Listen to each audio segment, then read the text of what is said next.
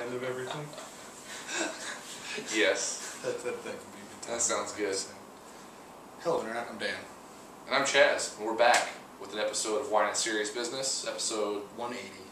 Alright, so kind of an odd show this time. Dan came into this bottle of Johan, 2011 Johan Estate Chardonnay Konkret. I was down at the tasting room, another one of my favorite places in Oregon. I've done interviews with them in the past. Yeah, make great wine. And Chad Stock, one of the assistant winemaker there, he handed me a bottle of this and like, you guys should totally check this out. This is Chardonnay that we fermented in our concrete egg. And I'm like, wow, that's kind of a unique thing. Like, I'm totally interested to check it out. So we're going to throw it on a show. We're like, what do we pair with this, right? If we do other Chardonnays, it's going to be kind of a weird comparison. Yeah. So if we're into unusual wines, let's just change it up entirely, and we'll do an Albariño with it. So yeah, well, it's one we've done on the show before. The Abacela Albariño is a wine we've typically liked in the past. I don't think we've done it for a couple of vintages. Yeah, probably not. It's been a while since it's been on the show, so we're like, 2012. We should check this out and see if it's still good.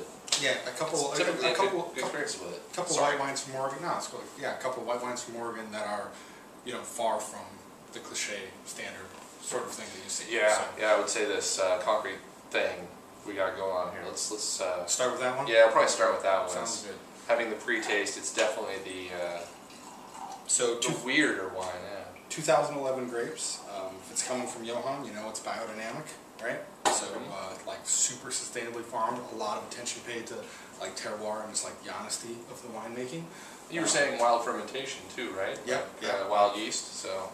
Yeah. So really an expression of their place, right? Like down just west of Salem. Mm-hmm. Or just north of Rick Reel, I like to say. Too. Yeah. One thing I really appreciate about Johan's whites, they're not afraid to go a little cloudy with their whites. Like leave a little bit in them, and some people, I guess it's a thing for people to get scared off by that, but no, I mean, totally. Red wines have it, so why not whites? And yeah, especially if you're doing something unique like this, right? You gotta leave it unfiltered, totally. What a weird nose, man! It's just like this is something completely different. Yeah, so, getting like a crisp nose to me, like I'm getting kind of like the lemons and like a little bit of golden apple. But there's a little bit of creaminess coming in too. That's the lees are like malolactic. Probably a little bit of mallow. Yeah. Like, let's talk about that. Like this is the thing that sort of sets us apart. Typically, the mallow thing is paired with some oak usage, right? And that part's like a sense of like vanilla, butterscotch, whatever. This is like got that creamy, buttery thing going on with none of the vanilla, none of the richness, none of the. You know what I mean? Totally. Yeah. Like the darker sense that oak can kind of bring to it. And without new oak, I should say. But yeah, absolutely. But with taking that out, like there's the allows the fruit flavors you were talking about before to sort of rise to the top. But that obvious mallow influence is there. So cool stuff. And kind of a little mineral sense too. There's like a little icy note to this, I think too. I would agree. Like quartz minerality or something like that a white stone has to it. Acidity touches down on the palate right away. Kind of stays there all the way across. Nice clean acidity, like a little bit of green apples. This is so weird. Okay, but I mean, yeah, okay, you got the green apples. It's like sort of right in line with like what. Okay, there's other things going on in this wine that are really catching me off guard, and that's why. And we're two shows. Anytime we're two shows, we're a little warm when we start the next one. We'll see. But there's like a burnt popcorn thing going on in there. That's like a burnt buttered popcorn with no vanilla or rich, heavy flavors that are imparted by oak. And then once you swallow it, like okay, you got the apples and maybe a touch of pineapple or something a little bit tropical. But as you swallow it, and like maybe this is because it's just bottled so young, or I have no idea. Sometimes we find this with young wines, right? There's a lot more going on, and they filter it, they throw it into the bottle, and you're like, okay, where did that all go? The finish on this is like there's a big spike of something in the finish, like popcorny or. Do you get that? Like It's seriously like something crazy going on in the finish for me for this. It's like, it happens in port wines regularly, and this is not like port, but where you'll swallow it, and like 10 seconds later, something clicks over on the tongue. Huh. So, I'm not quite having the experience that you're having. Like, I'm still getting the green apple flavor that evolves to more of a lemon, kind of acidity towards the back end, and I'm definitely getting that buttered popcorn, right? A little bit of that sense of mallow, not like this really powerful sense of oak at all. And I feel it lingering into the end, but it's not as powerful for me, I think, as it is for you. Yeah, it's just there's something. It's like literally 10 seconds after I taste it, there's something happening. But I really like the apple or the flavors you're talking about. But there's roundness and a really nice sense of not richness, but there's like the buttery thing is really nice to have without the overdone like weight and then like vanilla of the oak, and that's really nice. Like that's why this is something completely strange, and I like it. So, did you just taste it again? Yeah, I'm trying to think. Right, he says he's getting this flavor like really late. I think I'm kind of seeing it though, like that the butter kind of hits again, like way in the back. Of the palate, it's on the back of the tongue, and it's something just very. It's once the fruit flavors completely go away. Maybe that's part of it. Is that the fruit flavors dissolve? I lose the finish, and then it reminds me almost like when you are eating popcorn and you got the kernels left in the bottom, and you're just like, F it, like I'll chew on some of those. It's that sort of flavor. It's interesting. Well, that was another big thing we disagreed on. Like, I don't feel like the popcorn is burnt at all. I think the flavor's there, but I don't think it's burnt. Yeah, I guess. So I guess it's not blackened. It's just toasted. Definitely. But interesting stuff. I don't think it's like anything I've ever had before. Which is why I love Johan. Yeah. They're turning out some cool stuff. The Druskal, I really thought it was fantastic, and then this is right on, guys. Yeah, curious to see how it evolves over time too, right? Like this is brand new, essentially, like pre-release bottle. Yeah, it's hand wrote. Yep. Hand wrote label. I'm sure there'll be a photo on the show. Yeah. So thanks, Chad, for sharing this with us. I'm trying to scoring stuff like this is tough. Yeah, Chad Stock, the human encyclopedia of wines. No, seriously, you amaze me. All right, so I think it makes all the right steps in the place. It's got a lot of acidity. It's not fully integrated yet, but then again, it's very young Chardonnay, so what can you say? But it's so complex and interesting that I can't stew away from it. I'd go 90 plus on it, 91 points. I really like it. Wow. Oh. I like how crazy it is. Shaking it up. 88 for me. I'm enjoying it. It's interesting. I like that it makes me think about it. I think there's a little more coming in the future. I think it's gonna. I think there's some integration yet to come, and I think the fruit flavors are gonna flesh out a little bit more after some more time in bottle. I might be wrong about that, but I feel like it's going to. But delicious right now. Fun to drink, fun to think about. So yeah, thanks for sharing it, and I look forward to trying more of it in the future. I'm sure you guys at Johan are going to watch this, so please give us the information on this wine, because I'd like to know. And I'm sorry for the late text, Dan. So. Yeah, trying to get a few more details. But, yeah, we couldn't get it. So that's cool. Thanks again. On to wine number 2. Yeah. Albariño. From Abacela. This is like Umpqua Valley, AVA. This is one that both Chaz and I were excited about pretty early in our wine drinking careers. Kind of in his neighborhood. Because it was really good. Yeah, and I lived in Roseburg, Oregon, which is where this actually says it's bottled and produced. But Abacela is probably about 10 miles from where I lived, my house. Oh, wow. Yeah, so really close. I was a club member there for a while when I was first getting into wine, and their Albariño was always one of my favorites. Yeah. Really dry, bracingly acidic, awesome with food. And honestly, I consider this wine to be one of the flagships for Southern Oregon wine, right? For people who think that Oregon is only good for Pinot Noir and Pinot Gris, I'd say, well, like, there's a bunch of Chardonnays you ought to try, but really, like, try the Albariño from Abacela, from Southern Oregon. Like, they're getting delicious flavors, and it's an interesting wine year after year, and kind of proof that, like, you know, we've got some versatility here. Absolutely. It's a good point. And really high quality for being, what, like $16, $17 typically. Yeah, it rubs in right. It comes in 20-ish. It comes in right around 15 to 17. We'll buy it downstairs at New Seasons. New Seasons is expensive. It was $18. Yeah. So fair enough. Yeah. All right. Cool nose, kind of like yeah, some. But quite a big difference from. I mean, at least when I remember the Abacela Albariño, like this. I noticed this on the pre-taste. Typically, Abacela Albariño is like a lot of lemony components, a lot of powerful acid that you can even sense in the nose. We're starting to step towards like tropical flavors. This is definitely richer. Yeah. Yeah. Sort of like mango. I like that. Yeah. Pineapple. Younger mango, maybe. Yeah.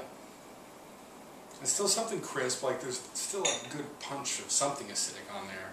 Right, but it's not. It's rhubarb. not like. I'm gonna go with that again. I've been saying that a little bit tonight, but I'm gonna say like a little rhubarb with the mango, which actually probably in a little fruit salad. I can't say I've ever had fresh rhubarb. I've always been like like in pies. Oh, seriously? I'll bring some more. It's one of the few things that grow in my yard, despite not really getting any attention. Nice. Yeah, I'll bring some around. All right. So the nose is not typical, but it smells nice. Yeah, it's good. I think it's inviting too, right? That richness offset by the acidity on the nose. It totally is. I just was expecting something different. Mm-hmm.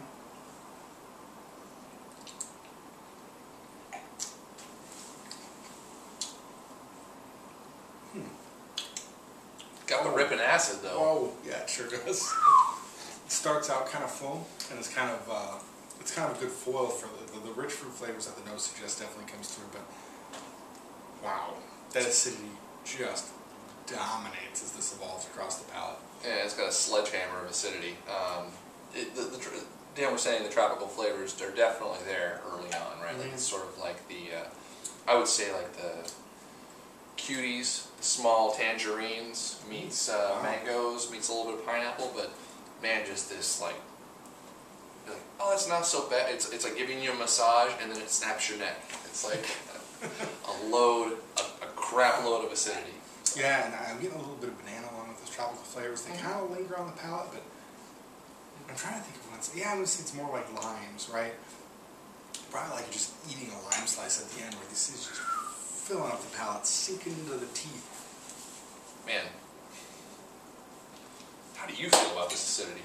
So, this is one of the few times where it's like this is overpowering to me for the rest of the wine, but I'm enjoying it because I expect it. Like it's not integrated. Like it's fruit and then this big wallop of acidity. But they are both such an enjoyable experience that they work together somehow. And when we pre-tasted these, I don't think we quite noticed it as much. In fact, we were thinking it was even a little like richer or heavier. Yeah. And that's not the experience we're having right now. Would you say there's a little bit of RS in this? I still think there is, but now that I'm getting this hit from the acidity, I think if I were making the wine, I probably would have left some in too, because it's got the acidity to push back, right? So, completely, yeah.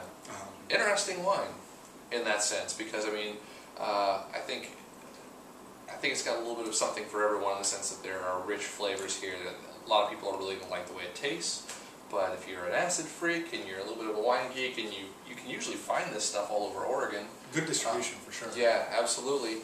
It's pretty damn tasty. I think it's a little warmer than I prefer it now too. That might be a difference from when that's a good point. We started it. It was in the fridge. It's been sitting. It's pretty cold. It's still definitely below room temp, but I'd say another 5 degrees down would probably be better for everybody. Helps settle the acidity a little bit. And this sort of thing is like really good summer wine in that sense too, where it's just like needs an ice bucket, crisp, kind of easy drinking. And it's spring in that. Yeah. This is pushing the limits of the acidity that I can deal with where it's at right now. Actually, yeah. This is up there because like at the end, I'm gonna have a little more. Do it. I think that's the first time I've ever heard Dan say that. Yeah. Honestly. It's the first time wine's pushed Dan's acid limits. Nice. But I like the flavors, and again, right, that tropicalness, that richness, that maybe a little touch of sweetness does offset it, and especially at the front end. I really like how it starts, gets a little awkward on the finish, and maybe even another couple months in bottle might integrate that a little more. Agreed. This is a white wine where you could age it probably a year and it might settle out and become a little more. Boy, so scoring this is incredibly tough because... yes, it's not the best wine now. Yeah, I'm going to go with 87. Because there are some things I really like about it, some things are a little off. I would still happily drink a bottle of this.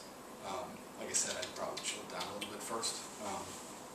But enjoyable, and to me, like a big thing when you're getting into stuff like this, when I talk about chilling things down, usually like you're worried about it being a little boozy, right, or a little bit harsh on the palate, and there's none of that going on. Right. Like there's no bitterness, there's no booziness, there's nothing like that. There's no tang. Yeah, it's just the acidity levels are just through the roof. Yeah. But I know a lot of you watching this like that, and it's kind of good to see too that you know, something that's kind of been a success for them, that's well distributed, that's been around for a long time. They're still keeping that backbone intact. Absolutely. Excuse me. I'm going to go a little lower on it, 85 points for me. Okay. But in the sense, I still find it enjoyable, and at $15, it's hard to find white wines that are. Well, I guess I shouldn't say that. I shouldn't say it like that. I have to cut that. Take it back. No, I take it back. I take it back. Yeah. No, it's just, I guess when I go to Roseburg, it's hard to find white wines at $15 that I would just happily grab off the shelf. This is one of them, and I think consistently year to year it imparts the nose is a little different this year, but man, the ripping acids, it's right there with what they do every year, and I like it because it's exactly the same, and you know what to expect. So I give it 85 points with thumbs up because it's good wine. And I'd say year to year this is always something worth checking in on. Absolutely. So as we're wrapping up, a couple more thanks to our viewers. First off, I want to say thanks to Ron Felthoven, for watching us for a long time, always contributing great things. And when we did come to Oregon, want to drink with you. When we did that episode, dropping champagne on Chaz's face, he made a great remark. That was awesome. My skin seriously was like fantastic. Just kidding. He made a remark that none of the big published critics would ever put themselves online getting champagne poured into their face. Called Chaz the new emperor of wine. I don't. Which is one of the most awesome comments we've ever seen. That is the best comment I think we've ever gotten. That's pretty damn good. Yeah. And I also want to say thanks to Chris from Germany. He's been commenting for a while. It's fascinating. I love these overseas. Germany? Yeah. Where in Germany? Close to Mosel? No, he's not in the Mosel River. Okay. I want to say Hamburg. Okay. Being a Mosel guy, sorry, dude, I checked your city, but I forgot exactly which one it was. Yeah, tell us where you live. But he knows Mosel Riesling for sure. Like he's very familiar with German wines. He runs a blog called Weinzeit. I'm going to put a link on that because he follows us. Link it, Ma. Give him some love. It's in German language, but I know some of you who watch this speak German, so it's interesting. And he's reviewed Oregon Pinot Noir on his German wine blog. Nice. So it's cool. That's stuff. pretty cool. Yeah. What was it? Albariño Marsh. I forget which vineyard, but he gets he gets Oregon stuff over there. He's interested in it, and so that's really cool. That's what makes it that far around the world. He responded to Isabel's question about what other regions in the world grow good Pinot Noir, and he said that the Yarra River in Australia, Alto Adige in Italy, and Switzerland all grow solid Pinot Noir and have potential to do great things in the future. Yeah, so interesting stuff. I'm interested. So thanks for watching, Chris. We really appreciate that and for contributing. For the comments too. Yeah, awesome response. Yeah. So there's our shout outs and question of the day. Oh shit, we got to do that still. Yeah, we got to do that. Concrete. Let's talk about concrete. You got any? Yeah, you a fan of any wines that are done in concrete? Tell us about them. Tell us why you like them. We'd love to hear it. I'm trying to think about concrete aging before this. There's some people that are fooling around with it in California, but I know Two Shepherds is doing it. Yeah. Typically, like, isn't it like Le Vieux Donjon does concrete aging to a certain extent? Chateauneuf, I think that's pretty common. Chateauneuf, it's pretty common. So there are some ones where I've been told they do a significant amount of the aging in concrete that I really liked in the past. I think that's one of them. So Yeah, but it's Le Veau d'Anjou. Yep. Yep. But it's kind of a new thing for American wines, so so we'd love to hear your opinions on it. Thanks again for watching. We'll see you next week. Bye, guys.